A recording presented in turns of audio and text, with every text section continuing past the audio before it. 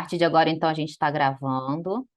A gente vai dar continuidade ao estudo da semana passada e hoje a Bia vai iniciar fazendo os comentários que ela deixou de fazer por conta do nosso tempo da semana passada sobre aquele texto, né, que resumiu basicamente todos os sentimentos que ficaram ali no coração de Josedebe. Bia, pode falar. Então, nós vimos ali um romano agindo com a justiça dele, entre aspas, e um judeu exigindo desse romano uma justiça que também era própria dele, né? Então, o que é que não para de entrar gente aqui, Pode né? deixar que eu vou admitindo, Bia, Ah, então tá bom. tá? Fica tranquilo. Ah, então tá ótimo. Então, como eu estava falando, esse romano, ele estava... porque que está lá no Livro dos Espíritos? Que existe a justiça natural, Você que é a não vai justiça de antecipar o Deus, nosso das estudo leis do de final de Deus. hoje, não, né, Bia? Oi? A pergunta do Livro dos Espíritos a gente vai deixar para o final, para fazer o fechamento. Você vai falar sobre ela? Porque porque ele estava esperando, José estava esperando a justiça dos homens, Sim, então, e não a esse, justiça de Deus. É isso. essa a questão. E Não, ele não então, estava confiando na justiça de Deus, que tarda, mas não falha. Ele esqueceu da lei de causa e efeito, né? Que a gente pode sim, plantar o que quiser e colhe depois o que plantou, né? Obrigatoriamente. Você isso. tem o Mas livre-arbítrio para plantar o que você quiser. esse tema que eu passei a questão do Livro dos Espíritos, a gente vai comentar hoje no final, A- Ah, tá. tá? Mas Aí, você não pediu para falar sobre a justiça que ele estava esperando? não, Então, vai acabar misturando tudo. sobre aquele texto que a gente estudou. Então, Deixa eu é colocar sobre aqui. mesmo. Não, peraí. Vamos lá, vamos se acertar aqui. Deixa eu compartilhar aqui É para a gente se sobre achar. mesmo. Ó, é sobre esse texto aqui que a gente está falando. Ó, lembra que você falou assim: ah, eu ia comentar esse texto aqui. Nesse texto aqui, a gente ainda não está falando sobre o pensamento de justiça de Josedebe. A gente está Ah, falando. então, mas você não pediu para a gente prestar atenção nas partes que aparecia a palavra justiça? Sim, mas isso é para a gente falar no final de hoje. Semana passada, Ah, a e eu gente já ter... queria falar na semana passada, porque eu já tinha discutido a Não, toda. porque você terminou assim semana passada. Ah, eu ia comentar sobre o texto que você falou. Isso, sobre Que é aquilo que esse você texto tinha aqui. pedido. Isso, que é esse texto aqui. Sobre o Não. egoísmo, o orgulho, a vaidade. Então, vamos fazer o seguinte: eu vou começar. No Ah, final, quando eu puxar a questão, aí você fala o que você preparou para gente. Pode isso, ser? porque eu tinha matado a charada, porque você tinha pedido, só, você começou a ano passado falou assim: olha, prestem atenção nos lugares que vai aparecer a palavra justiça. No final, a gente vai discutir sobre isso. Aí eu fiquei guardando, aí fiquei olhando onde fica. Aí mutei, aí eu lembrei do livro dos Espíritos, e aí, Então, vamos entendeu? deixar Era isso isso que então. eu ia falar. Vamos deixar isso então para o final, tá? Quando a gente entrar É nesse, isso. nesse, nesse ponto, aí você faz É. a sua colocação, tá bom? Então tá ótimo. Então vamos lá, Então, vamos. se eu vou passar o carro na frente dos bois, então deixa quieto. Vamos lá. Que para mim, desde o início, era isso, entendeu? Entendi. Mas não tem Então problema tá não, a bom. gente vai se entender. No final a gente se entende. Tá No bom. final tudo dá certo. Se não deu certo é porque ainda não chegou no final. Entendi. Ó, então, iniciando o nosso estudo de hoje, a gente viu, né, que Josedebe não escutou os chamados, tanto do filho, né, como da leitura que o filho fez quando abriu os textos do Antigo Testamento. E Emmanuel fala que era comum eles fazerem isso, né, consultar os textos para ver o que Deus tinha para falar. E a gente, às vezes, até também, a gente brincou que às vezes a gente também tem esse costume, né, de abrir o Evangelho segundo o Espiritismo, ver o que tem para gente. Josedebe não conseguiu ouvir e foi atrás, né, dessa justiça que a Bia vai trazer para a gente no final. A gente vai estudar sobre a questão do livro dos Espíritos. E com esse intento de Josedebe, já com o coração repleto daqueles sentimentos que a gente viu, né? Já não conseguia mais raciocinar direito, já não conseguia mais pensar, já não conseguia mais ouvir o que o filho falava, não conseguia mais ouvir as intuições, né? E aí ele foi em busca do que ele entendia como justiça. Chegando lá, aconteceu o que todos esperavam, menos Josedebe, né? Além dele não ter, né, sido ouvido nas suas queixas, Licínio Minúcio, que era isso que ele queria, né, angariar mais terras para crescer ainda mais as suas posses, conseguiu ainda tirar o pouco que Josedebe já tinha. Vou passar aqui. Vocês estão conseguindo ver direitinho? Então, né? Tá Sim, passando para vocês, ah, tá? tá sim. Rosilene, tô te vendo agora. Então, ele saiu de lá, né? Muito triste. Tentando achar aqui, acho que eu tô. Ah, aqui, foi nesse daqui que a gente parou. Ó, de súbito, apesar dos tormentos que lhe perturbavam a alma Sumiu, exausta. Elaine. Sumiu? Sumiu para todo É. mundo? Não, né? Sumiu não, Ana. Tá. Procura aí que você vai achar. Para mim tá Ai, ok. desculpa. Oi? Tá bom. De súbito, apesar dos Desculpa. tormentos que lhe perturbavam a alma exausta, recordou novamente os filhos queridos, sentindo por antecipação a profunda amargura que a notícia da sentença lhes causaria ao espírito sensível e afetuoso. Lembram? A gente chegou a ler esse texto aqui que eu falei, eu não tenho medo de errar em falar que aqui, mais uma vez, ele estava sendo intuído e amparado para que se acalmasse, para que pensasse nos filhos, né? E foi o que aconteceu. E ele se recordou do salmo que o filho leu para ele quando abriu os textos do Antigo Testamento. Filho meu, não rejeiteis a repreensão do Senhor, mas ao mesmo tempo, ideias destruidoras invadiam-lhe o cérebro cansado e dolorido.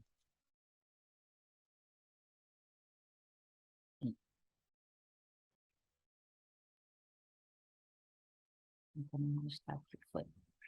A lei sagrada estava cheia de símbolos de justiça, ou seja, a lei, para Josedebe, a lei antiga, estava cheia, como de fato está, cheia de símbolos de justiça, né? E aí a gente vai ver no final, com o nosso estudo sobre a justiça, que essa justiça disposta na lei antiga, às vezes, era vista de outra forma. Não que já não houvesse ali uma justiça de Deus mesmo, né? Mas os homens a enxergavam ela de outra forma. Por isso que Jesus veio depois e aperfeiçoou essa ideia de justiça. Mas nos textos do Antigo Testamento a gente já encontra justiça da forma como Jesus trouxe.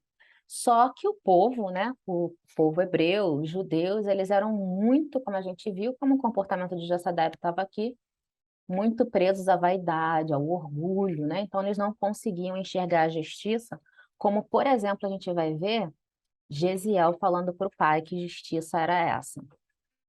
E para ele, impunha-se como dever soberano providenciar a reparação que lhe parecia conveniente.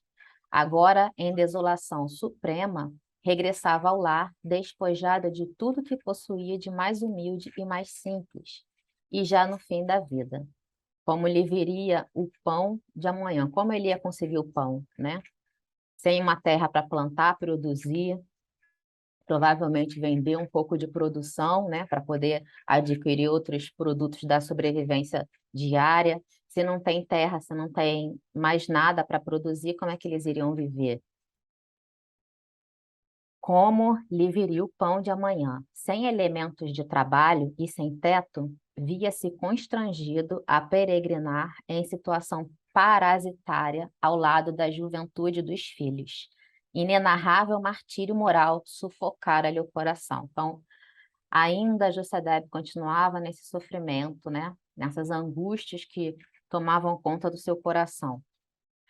Dominado por acerbos pensamentos, aproximou-se do sítio bem-amado, onde edificara um ninho familiar. Então, ele foi caminhando para casa, com esses sentimentos tomando conta do seu coração. Quando ele chegou perto do seu sítio, né, ele parou e ficou olhando. O sol quente da tarde fazia mais doce a sombra das árvores, das ramarias verdes e abundantes. Josedebe avançou no terreno, que era propriedade sua, e angustiada pela perspectiva. Manuela está entrando. Perspectiva de abandoná-lo para sempre, deu ensejo a que terríveis tentações lhe desvairassem a mente. Ou seja, vocês viram, né? Ele foi lá reclamar com Licínio Minúcio. Terminou de perder as últimas terras que ele tinha. A intuição veio para ele para acalmar o coração, fez ele lembrar dos filhos, fez ele parar, né, aquele ímpeto que ele estava ali, aquele sentimento violento que ele estava, fez ele voltar para casa, né, mas ainda assim ele não parou. Ele continua deixando seu coração e seu pensamento povoado por sentimentos, e aí também eu não tenho medo de errar, que ao mesmo tempo, né, quando a gente facilita essa vibração, que nos deixa em descontrole, né, que nos deixa da forma como você deve estar perdendo o chão, quando a gente fala às vezes, né, a gente abre brecha para os nossos irmãozinhos desencarnados, que ainda vibram na ignorância, né, se apossarem, né, dos nossos pensamentos, das nossas ações, e aí a gente fica, como a gente já comentou, naquela troca de vibrações constante, né, e facilita que a gente tome mais ainda decisões equivocadas. E Josedebe, para quem conhece a história do livro, não parou por aí, né? Não parou por perder as suas terras, ele prossegue. Deu ensejo a que terríveis tentações lhe desvairassem a mente. As terras de Licínio não se limitavam com a chácara, por quê? A chácara é a chácara dele, né? Por que que as terras de Licínio Minúcio se limitavam com a chácara dele? É o que Emmanuel está falando aqui. Porque Licínio Minúcio já tinha, lembra, tomado dele boa parte das terras dele. Deixou para ele um pedacinho. Então, como antes era tudo fazia parte de uma terra só, agora ele tem só um pedacinho, as terras limítrofes da terra dele eram terras de Licínio Minúcio. Então ele parou ali, quando ele chegou próximo, e ficou olhando para aquelas terras. Afastando-se do caminho que o levava ao ambiente doméstico. Gente, essa frase aqui, ela é muito boa. Afastando-se do caminho que o levava ao ambiente doméstico. Quando a gente fez o estudo lá no Boa Nova sobre a palavra pecado, quem quiser pode ir lá ver, está lá no YouTube, não me lembro qual foi o capítulo, mas se depois lembrar vou colocar aqui, mas nós fizemos o estudo da palavra pecado, né? E a gente viu o que é pecar. Pecar é errar o alvo, né? A palavra pecado significa isso, errar o alvo. E que alvo é esse? Esse alvo é Jesus. Então, toda vez que a gente sai do caminho que nos leva a Jesus, a gente está pecando. Toda vez que a gente sai do caminho correto, né, de acordo com seus ensinamentos, de acordo com seus exemplos, a gente está pecando. Aqui, Josedebe tinha, na direção que lhe foi intuída, o caminho do seu lar, dos seus filhos, que representavam para ele a segurança, o aconchego, o acolhimento, né? A gente vai ver aqui o carinho que eles tiveram com o pai até o final, não levantaram uma palavra de repreensão, não deixaram de acolher, não deixaram de abraçar. Então, ele tinha uma escolha, né? Mais uma escolha. Olha a quantidade, a gente vai ver Gesiel falando isso para ele. Pai, o nosso pai, Deus nosso pai, não economiza misericórdia com a gente, em momento nenhum. Em todos os momentos, sutilmente, a gente viu Emmanuel demonstrando que ele estava sendo intuído. Mas existe livre-arbítrio, né? Respeitado, totalmente respeitado. Jesus falou que não transforma ninguém na força, né? E não tira o nosso livre-arbítrio. Então, olha o que que ele tinha aqui na frente dele, um caminho que levava ele para a família dele, para o aconchego, para a paz. Mas ele resolveu afastar-se desse caminho. Lá na frente, a gente vai ver José perguntando por que isso aconteceu com ele. Quantas vezes a gente não percebe que a gente sai do caminho, recebe, né, a colheita das escolhas que nós fizemos, e aí depois a gente olha para os céus e pergunta, por que isso? E é exatamente o que está acontecendo com José aqui. Afastando-se do caminho que o levava ao ambiente doméstico, penetrou nos matagais próximos e, depois de alguns passos, demorou o olhar na linha de demarcação, a linha que demarcava uma terra e outra, entre ele e o seu verdugo. As pastagens do outro lado não pareciam bem cuidadas. A falta de melhor distribuição de água comum, certa secura. Então, era um terreno bem seco, né? Ele avistou um terreno bem seco na sua frente. Fazia-se sentir a secura, certa secura geral fazia-se sentir asperamente. Apenas algumas árvores isoladas amenizavam a paisagem com a sua sombra. Por que que ele está pensando nisso aqui? Ele não está admirando a paisagem. Ele já está pensando no intento que ele vai fazer, porque ele vai colocar fogo, né? Então ele está percebendo que o mato está seco e que o fogo vai pegar. Então o pensamento dele é esse. Ele está preparando já o intento que ele vai colocar em ação. Abandonada entre espinheiros e parasitas que sufocavam as ervas úteis. Obcecado pela ideia de reparação e vingança, aqui não fala mais de justiça, né? Aqui Emmanuel fala de vingança. O velho israelita deliberou incendiar as pastagens próximas. Não consultaria os filhos, olha isso. Às vezes, a gente está com os pensamentos, né, que a gente sabe que não estão de acordo com aqueles pensamentos que a gente deveria ter. E a gente sabe, né, que invariavelmente ao nosso lado tem uma pessoa que poderia nos auxiliar a tirar esses pensamentos. Mas a gente está com tanta vontade de seguir os pensamentos errados que a gente nem fala com a pessoa que a gente já sabe, né, que seria aquela que tiraria da nossa cabeça os pensamentos errados, né? Eu não vou nem falar com fulano, senão o fulano vai me fazer desistir da minha ideia e eu vou com a minha ideia até o final, porque eu estou certa. E assim foi o pensamento de José. Ele nem ia falar com os filhos, porque certamente, né, se ele falar, imagina se ele chegasse para Gesiel e Abigail e falasse assim, olha aqui, eu vou botar fogo na propriedade do Licínio Minúcio. Eles iam falar assim, ah, pá, isso mesmo, o senhor está certíssimo, vai lá e bota fogo.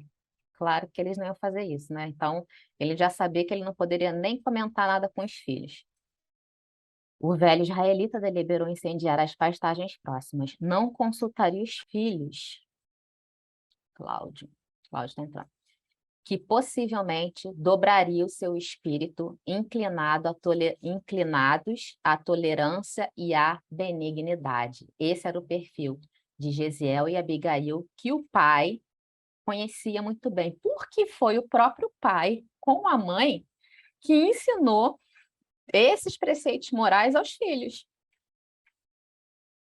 José recuou alguns passos e, recorrendo ao material de serviço ali guardado nas proximidades, fez o fogo com que acendeu um feixe de ervas ressequidas.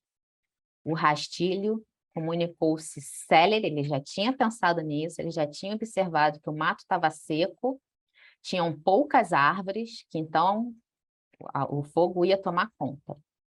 Comunicou-se célere e em rápidos minutos o incêndio das pastagens propagava-se com a velocidade do relâmpago. Tem um símbolo muito interessante que a gente vê muito nos textos do Antigo Testamento, sobretudo, que é o símbolo do fogo. Tem no Novo Testamento, né? Mas principalmente no Antigo Testamento a gente encontra essa simbologia do fogo. E a gente sabe, né? Eu canso de falar isso, que a gente não pode ler de forma literal as mensagens, nem do Antigo, né? E nem do Novo Testamento. E na simbologia dos textos do Evangelho, do texto do Antigo Testamento, o fogo representa, na verdade, a transformação. Representa aquilo que transforma. Então, várias passagens que a gente vê lá, queimou no fogo, né? O fogo da justiça queimou, é o fogo da transformação. O fogo é o elemento que transforma. E olha que interessante, através do fogo aqui, né, a grande transformação vai acontecer. Aos nossos olhos, de início, tudo de desesperador, né? Mas mais para frente, né, aquilo que para a gente representa um mal será, né, na verdade, a libertação no futuro, né, de tudo que esses espíritos deveriam ter passado. E a gente vai ver isso lá na frente. Mas eu só queria trazer essa simbologia do fogo, que eu acho muito interessante. A gente estava estudando a parábola do joio e do trigo, né? E no final da parábola diz que o joio será separado do trigo, amarrado em molhos e jogado ao fogo, queimado, né? E o sentido disso na parábola do joio e do trigo é essa transformação. Porque se você entender o joio, né, você pode entender tanto do aspecto exterior, né, o joio e o trigo como sendo os espíritos que já conseguiram alcançar as mensagens de Jesus, e o joio aqueles que ainda não conseguiram, né? E no final haverá separação, aí você pode projetar isso para a transformação do nosso planeta, né? Como aconteceu em Capela, o degredo, né? Aqueles que conseguiram prosseguir caminharam, e aqueles que não conseguiram foram trazidos para um novo planeta, uma separação do joio e do trigo, né? E houve uma queima ali, houve um sofrimento, né? Houve uma transformação que eles passaram aqui no nosso planeta. Como você pode trazer isso para o aspecto interno do nosso ser, né? Como sendo joio, já os nossos bons sentimentos, os nossos bons pensamentos, o trigo, os nossos bons pensamentos, os nossos bons sentimentos. E o joio, aqueles que a gente ainda precisa transformar, que a gente ainda precisa queimar, que a gente ainda precisa sofrer para aprender a transformá-los. Então, essa é uma leiturazinha, uma interpretação do final da parábola do joio e do trigo, que é muito interessante também. Josedebe recuou alguns passos, e já li aqui, né? O rastilho tá, vamos lá, passar. Gente, quem quiser falar, pode falar, tá? Tô lendo, lendo, lendo. Algumas pessoas entraram aí. Sensacional. Tá Eu bom? ia até escrever agora. Que bom. Sensacional esses esclarecimentos aí, né? Essa comparação aí do joio, do trigo, do fogo, né? Muito bom, É Elaine. muito bom, Ana. Amei. A gente, às vezes, né, quando a gente lê certas passagens, a gente acha até meio violento, né? Jogou no fogo, queimou no fogo. Mas se a gente for Mas tudo tem compreender, um simbolismo, né? Um sim, significado. se a gente for fazer a leitura entendendo o que aquele simbolismo quer dizer, a coisa amplia, assim, ó, clareia, sabe? Com certeza. Isso é No caso, despertar da o nossa fogo consciência. é o sofrimento da transformação, né? Sim, é a transformação. O fogo é o simbolismo da transformação. Aí, né, trazendo a luz do espiritismo, como que a gente transforma, né? O fogo seria o quê? Seria a transformação através do sofrimento, através da dor, né?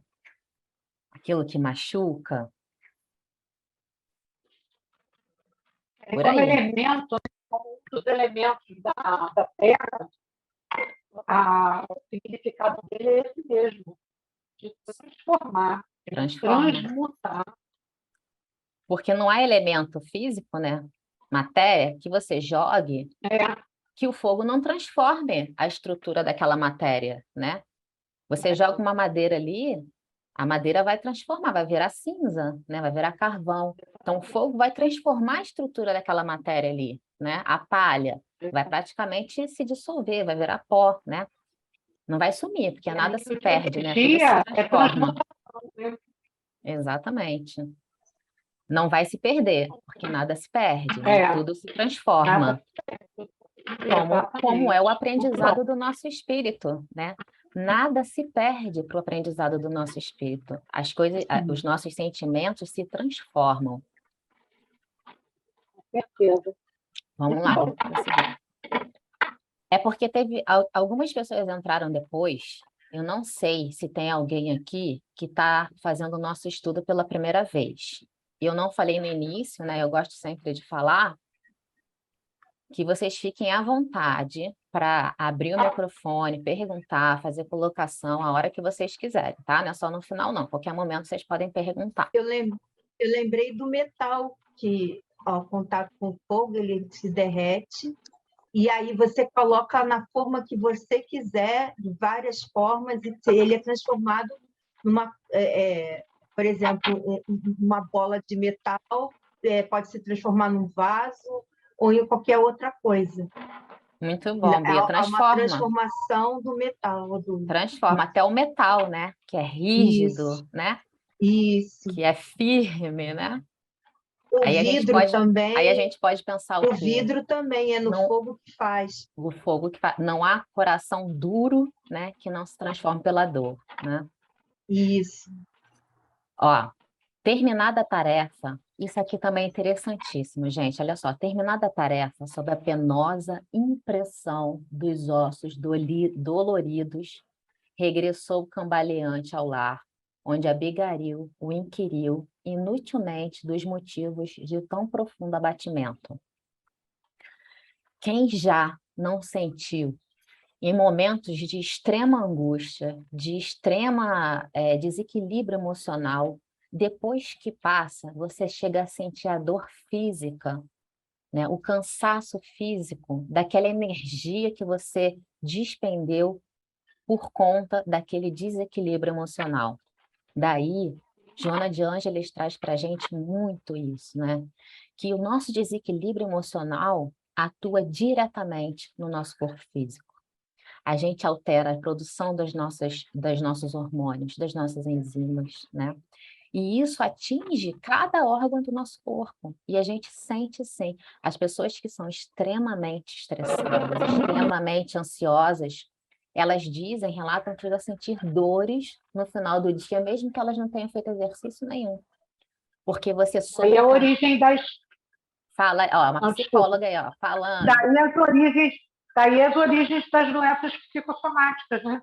Sim, justamente. Então, olha a quantidade, né? A quantidade de efeitos que um desequilíbrio emocional, né, de pensamentos causa no nosso corpo, na nossa vibração. E ele estava, imagina, José Deb já era idoso, né?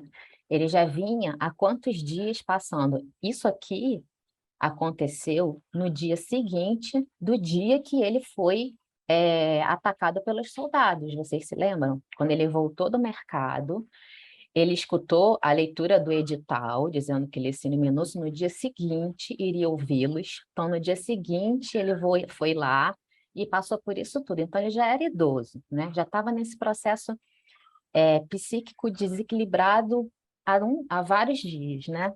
E nesse dia ainda passa por esse processo. Mas não acaba aí, não. Vamos lá. Então, aí a filha, né, perguntou para ele, pai, por que você está abatido desse jeito? José-Deb deitou-se, já cansado, né, à espera do filho. Mas dentro em pouco, um ruído ensurdecedor ecoava-lhe os ouvidos. Não longe da chácara, o fogo destruía árvores amigas e fronde robustas. Olha aqui como o Manuel é sutil, né, nas colocações dele. O ato de José Deb, né? Assim como a gente deve pensar todos os nossos atos, como eu falei, acho que há 2 estudos atrás, quando a gente tira ele do nosso pensamento e joga ele no mundo, no campo da ação, ele é imutável e irreversível. E a gente precisa pensar que, às vezes, ou quase sempre, ele toma proporções inimagináveis. A gente tem um foco para atingir, mas a gente acaba atingindo um raio, né, de circunstâncias que a gente nem imagina. Então, nessa frase aqui que Emmanuel coloca, ó, não longe da chácara, o fogo destruía árvores amigas. Não é à toa que Emmanuel colocou isso aqui, árvores amigas, natureza, natureza que Deus nos deu, que não tinha culpa de nada. Como tem um texto de Emmanuel que diz que a natureza dada por Deus para a nossa subsistência e que a gente deveria todo dia, né, ao amanhecer, agradecer essa natureza, ela sofre a agressão do homem, mas ela não se dobra às suas obrigações para que elas foram feitas. O sol não deixa de nascer, a árvore não deixa de produzir fruto, oxigênio, né? E ele fez o quê? Pensando em atacar Licínio, ele ataca as árvores. Bênçãos de Deus na nossa vida. Então, por isso que Emmanuel coloca aqui, árvores amigas e frondes robustas, reduzindo pastos verdes a punhados de cinza. Grande área ardia irremediavelmente, escutando-se os gritos lamentosos das árvores. Ninhos, imagina, ninhos feitos em árvores. Animais que se abrigam em árvores. Nada disso, com certeza, passava na cabeça de Josedebe quando ele intentou o seu ato.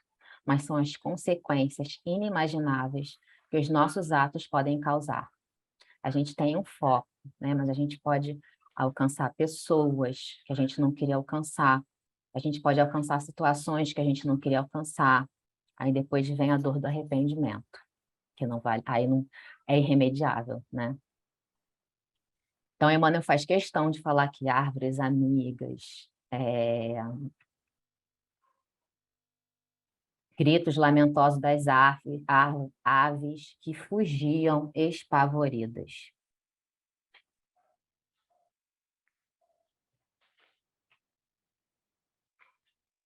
Pequenas benfeitorias do questor, inclusive algumas termas pitorescas de sua predileção, construídas entre as árvores, ardiam, pegou fogo em tudo, gente. Tudo que tinha lá pegou fogo, igualmente, convertendo-se em negros escombros. Aqui e acolá, o alarido dos trabalhadores do campo, ainda tinha isso, olha, do campo, onde pessoas trabalhavam, em espantosa correria por salvar a destruição, a residência campestre do poderoso patrício, ou procurando insular a serpente do fogo que lambia a terra em todas as direções, aproximando-se dos pomares vizinhos. Ainda tinha isso, ó, não só as terras de Licínio, olha as consequências, como as terras vizinhas, pomares, produção, né? Que representava posse de outras pessoas, né? Algumas horas de ansiedade espalharam as mais angustiosas expectativas, mas ao fim da tarde o incêndio foi dominado, depois de ingentes, gigantescos esforços.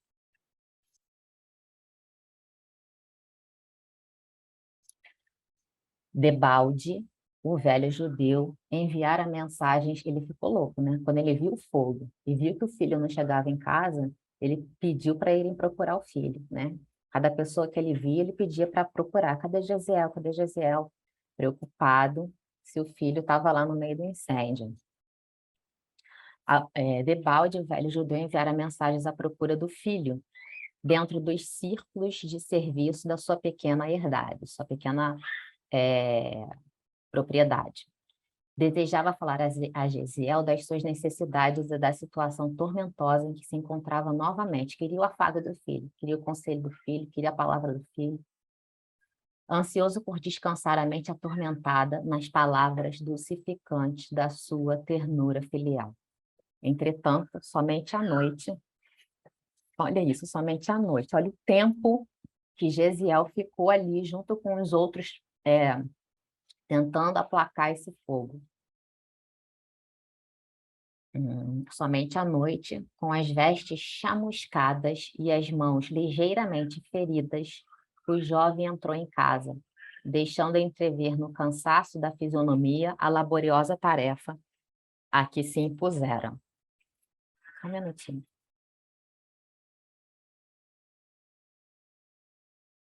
Pedi um pouquinho de água aqui para minha filha, que eu esqueci de pegar água, a garganta já está espetando. Abigail não se surpreendeu com seu aspecto, entendendo que o irmão não deixara de auxiliar os companheiros de trabalho da vizinhança nas ocorrências da tarde. Ela já sabia, né? Quando ela viu o fogo, né? Portanto, conhecer o irmão e a sua bondade, né? Quando ela viu o fogo, ela já tinha certeza que o irmão estava lá, junto com os demais, tentando aplacar esse fogo. Então, por isso que Emmanuel coloca aqui, Abigail não se surpreendeu com seu aspecto, entendendo que o irmão não deixara de auxiliar os companheiros de trabalho. Obrigada, né? Os companheiros de trabalho da vizinhança nas ocorrências da tarde, preparando-lhe aos pés cansados e as mãos doloridas o banho de água aromatizada. Olha que irmã carinhosa, né? Já tinha preparado ali o banho. Mas tão logo o viu e notou as mãos feridas, foi com espanto que Josedebe exclamou: onde esteve meu filho?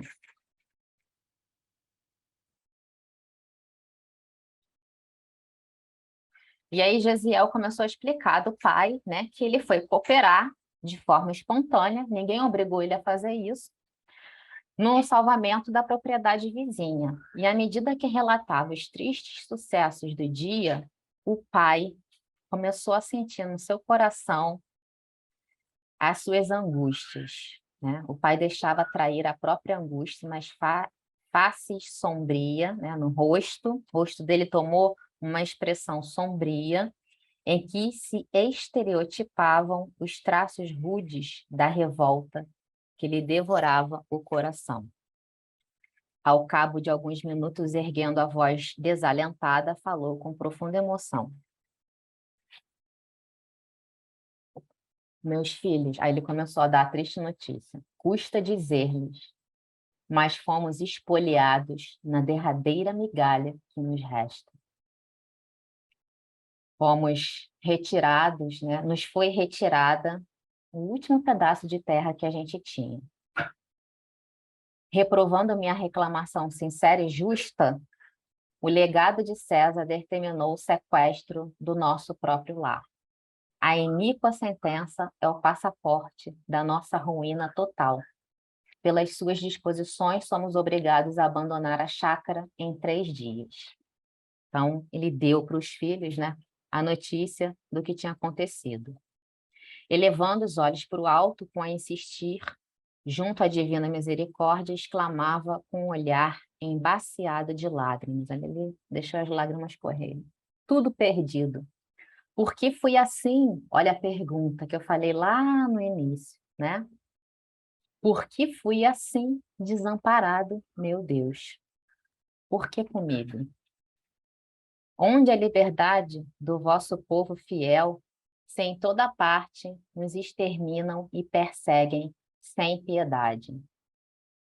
Grossas lágrimas escorriam pelas faces, enquanto com a voz trêmula narrava aos filhos os pesados tormentos de que fora vítima. Abigail osculava-lhe as mãos enternecidamente. Gente, eu acho incrível o comportamento, né, desses dois espíritos que em momento nenhum perdem o carinho com o pai. Quem, né, que se o pai chegasse em casa e falasse, né, que perdeu tudo, neném, que perdeu tudo por culpa própria, né, pelos seus próprios atos, não iria. Hoje tá uma companheira aqui, ó. Quer estudar, neném? Quem que não iria, né, olhar para o pai e falar: pai, tá maluco? No mínimo, né? Que isso, pai? que você fez? Você perdeu tudo que a gente tinha. Já não bastava o que você tinha perdido antes. Mas em momento nenhum, Gesiel e Abigail faziam isso com o pai, criticavam o seu comportamento. O tempo todo ele os acolhia. Abigail então pegava nas suas mãos enternecidamente, carinhosamente, e Gesiel, sem qualquer alusão à rebeldia paterna, não julgou os atos do pai. Abraçava-o depois da sua dolorosa exposição, consolando-o com amor. Além de não reclamar, de não julgar, de não criticar, ainda acolhiam esse pai com todo amor e com todo carinho. Tem um, um facilitador que faz estudos de Paulo Estevam, esqueci o nome dele agora, que ele fala muito, né, desse comportamento que Emmanuel o tempo todo traz, né, sobre Abigail e Gesiel, desse comportamento carinhoso, desse comportamento amoroso com o pai, né, e, e fala, né, coloca que a gente não tem o nome da mãe, né, mas a gente vai ver mais para frente, quando eles vão ser presos, né, que o tempo todo eles se remetem à mãe. Então, a gente sabe que Gesiel, né, já era um espírito diferenciado, né, que Emmanuel diz, né, que dos espíritos que vieram para auxiliar a missão do Cristo, Gesiel faz parte de um deles, né, é um deles, né, assim como Maria, como João Batista, né, Gesiel é um deles. Mas mesmo assim, né, Abigail também, nesse mesma comunhão de pensamento, conseguem ter esse comportamento carinhoso que foi ensinado pela sua mãe. Essa, né, que a gente não tem o nome, porque em momento nenhum é falado o nome, mas a gente vai ver passagens belíssimas, né, que Gesiel e Abigail vão trazer e vão se remeter à mãe. E esse facilitador desse estudo, ele diz que em determinado momento aqui, Emmanuel deixa a gente perceber que a própria mãe estava ali acolhendo, intuindo a sua família nesse momento difícil que eles passavam. A gente vai passar por lá. E aí ele fala, meu pai, por que vos atemorizardes? Deus nunca é avaro de misericórdia. Ó, foi esse trecho aqui que eu falei no início hoje, né? Deus é misericordioso o tempo inteiro. A gente sai do caminho, mas a misericórdia de Deus é tão gigantesca que nos dá, através da intuição, através daqueles que estão ao nosso lado, através de tantas outras oportunidades, novamente, o ensejo da gente retomar o caminho e recomeçar, reconstruir, caminhar novamente, né? É isso que Gesiel está falando aqui para o pai. Deus não é avaro de misericórdia. Deus é misericórdia o tempo todo. Os escritos sagrados nos ensinam que ele, antes de tudo, é o Pai desvelado de todos os vencidos da terra. Gente, eu vou fazer um desafio aqui agora. Relembrando, Gesiel não viu Jesus encarnado, né? Esses fatos aqui estão se passando 1 ano depois da crucificação do Cristo. Gesiel sabia, né, através das antigas escrituras, que haveria um Messias enviado por Deus, porque está lá no Antigo Testamento, um Messias enviado por Deus, né? Então ele sabia que o Messias viria, mas ele não sabia que o Messias já tinha vindo. Então, ele não escutou um sermão que Jesus fez, né? E que tem exatamente isso aqui que ele está falando. Isso aqui, ó, antes de tudo, é o Pai desvelado de todos os vencidos da terra. Que sermão é esse? Quem sabe? Quem arrisca? É o Sermão da Montanha, Em qual não é? trecho, Bia? Das bem-aventuranças. Mas tem um trechinho específico. Pegando aqui no Evangelho, no Espiritismo. E alguém caiu. Esse trecho aqui, ó, que ele fala, é o Pai desvelado de todos os vencidos da terra. Quem se lembra? Estou abrindo aqui. É bem-aventurados os misericordiosos, porque herdaram a terra, é isso? Eu não lembro se é exatamente esse trecho. Ele fala coisa que o Pai, Deus dá alimento e cuida dos passarinhos, que dirá dos homens que estão aqui na terra. Não é sobre isso, né? Essa parte? Bem-aventurados os que são misericordiosos. Deixa eu abrir aqui para ler.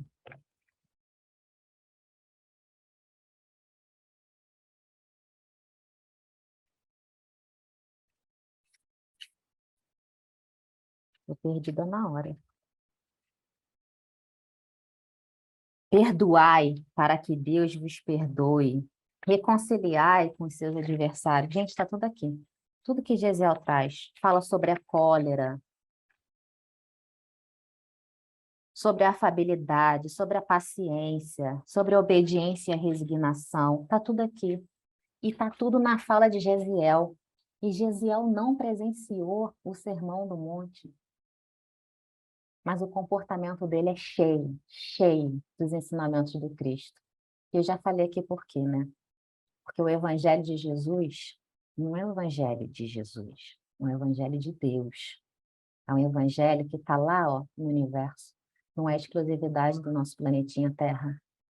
E Gesiel vem de lá, né?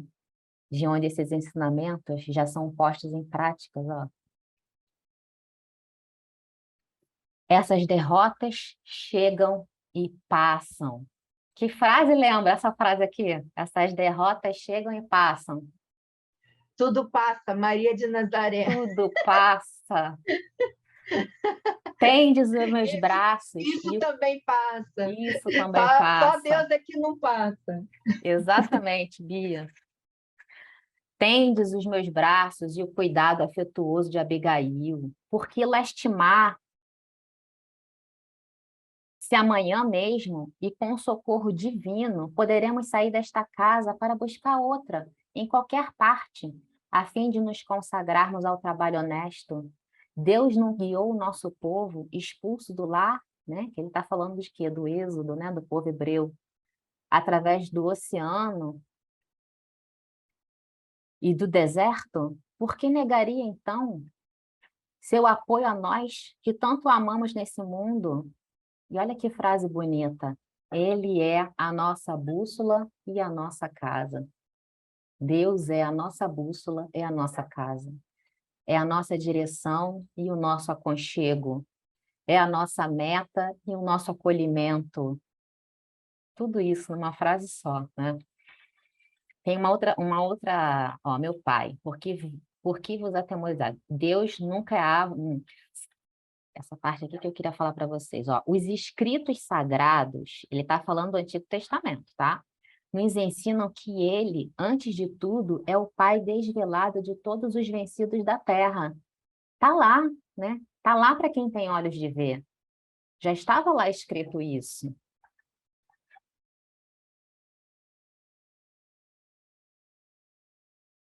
Faltam 5 minutos, deixa eu ver aqui quanto que falta para a gente terminar. Acho que não vai ser hoje ainda que a gente vai comentar, hein, Bia? Vai ter que ficar para a semana que vem. Deixa eu fechar só esses Problema não, problema Vamos não. lá, é mais tempo para a gente estudar. Os Isso aí. Os olhos de Gesiel fixavam o velho genitor numa atitude de súplica profundamente cariciosa. Suas palavras revelavam o mais doce enternecimento no coração. Josedebe não era insensível àquelas formosas manifestações de carinho, mas ante a revelação de tanta confiança no poder divino, sentia-se envergonhado depois do ato extremo que praticara. Descansando na ternura que a presença dos filhos lhe oferecia ao espírito desolado, dava curso às lágrimas dolorosas que lhe fluíam da alma pungida por acerbas desilusões. Entretanto, o filho continuava falando para ele: não choreis, meu pai, cantai conosco, olha isso, vamos cantar. E era uma prática dos judeus, né? O canto, os salmos eram cantados. Salmos não eram lidos, né? Eles eram cantados. Amanhã eu próprio providenciarei a nossa retirada, como se faz preciso. Apego zero, né? Espírito desapegado, não sofre mais apego material.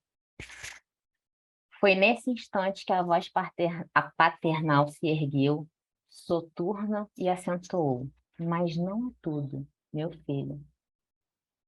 Ele não tinha terminado de falar tudo. O que faltava ele falar?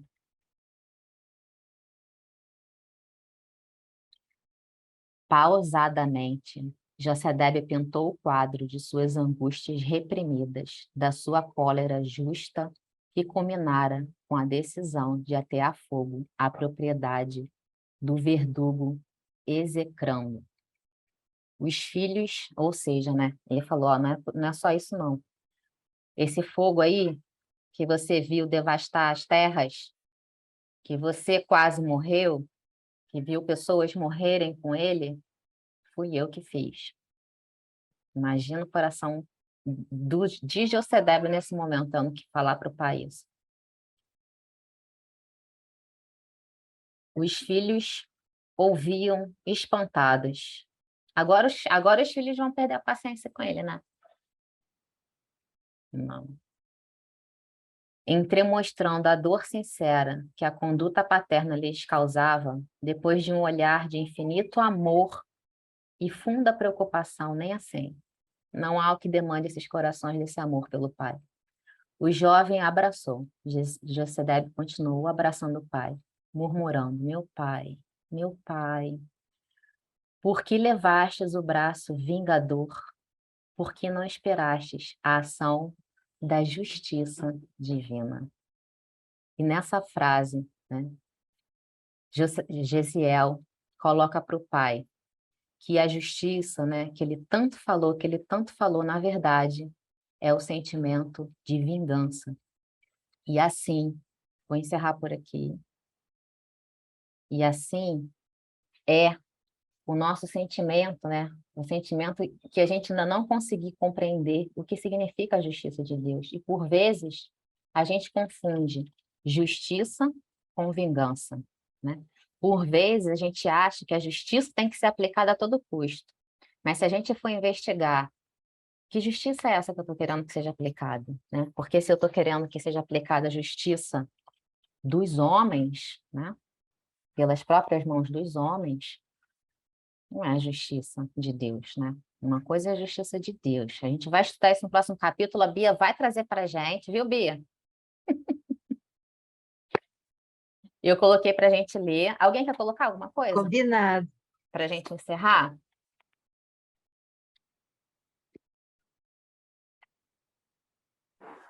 Elaine, dá Fala, licença, você não ficou da gente comentar 873 do Livro dos Espíritos? Ou eu Sim. estou enganada? Não, tá certíssimo. Então, eu passei, Então, eu passei para a gente ler a questão, porque hoje a minha intenção era a gente conseguir ler até esse trecho. Porque, olha só, Tá. deixa eu mostrar para vocês, para vocês entenderem. Ó, aqui a gente parou, certo? O próximo é a questão. Então, a minha intenção era a gente conseguir chegar até aqui para a gente poder comentar, estudar. Só que pela hora, aí hoje já não dá mais. Então, a gente vai jogar a questão para a semana que Tá vem. legal. Tá bom? Tá bom. Mas o Tá. próximo slide é justamente essa questão. Então, quem não conseguiu ler, ainda vai ter um tempinho aí para ler até semana que vem, para a gente poder debater bastante. Então, semana que vem, aí sim, Bia, aí você vai começar falando sobre a justiça, sobre a questão. Qual é o número da questão? Que eu já esqueci. 873. 873. Isso aí. Você vai começar falando da questão, leiam, para a gente poder falar bastante, compreender. 873? 873 do Livro dos Espíritos, tá? E aí eu vou dar uma dica. Eu dei uma questão, mas quem quiser ler as questões seguintes, né? Vai lendo. Ah, é. Marília falou que tem que sair. Beijo, Marília. A gente já vai terminar também. Amores, até aqui a gente está terminando o primeiro capítulo, né? Muitas coisas a gente já viu, mas a gente ainda vai ver muitas mais ainda. É no A- capítulo 11 da Lei da Justiça, de Amor e de Caridade, 873, no Ó, Livro dos Espíritos, já no na título do parte terceira. Isso, Bia, já no título do capítulo, já tem uma coisa aí falando alguma coisa pra gente, hein? Não é a lei, não é só a lei de justiça, não. É a lei de justiça, amor e caridade, né? Porque a justiça sem o amor e a caridade não representa a justiça de Deus. E aí, já estou antecipando fala do nosso estudo. Boa Não, noite, não pode, Manuela. não Manuela tá dando pode, boa não noite. pode. Boa noite, Manuela. Então, amores, vamos encerrar. Quem quer fazer a nossa prece de hoje? Hoje a gente encerra por aqui. Alguém quer fazer a nossa prece? Elza, você faz pra gente uma prece? Bem, pra gente encerrar? Oi, faço. Faz? Então tá, vamos lá.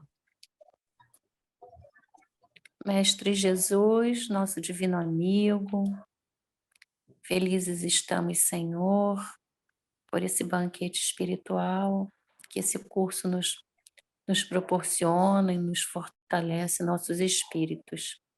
Que saibamos, Senhor, colocar em prática, Senhor, tantos ensinamentos. Então, que possamos passar uma semana em tua companhia. Graças a Deus. Que assim seja, Pai. Obrigada, Elza. Amores, obrigada mais uma vez. Até Boa semana que noite, vem, tá? meninas. Boa noite. Beijo.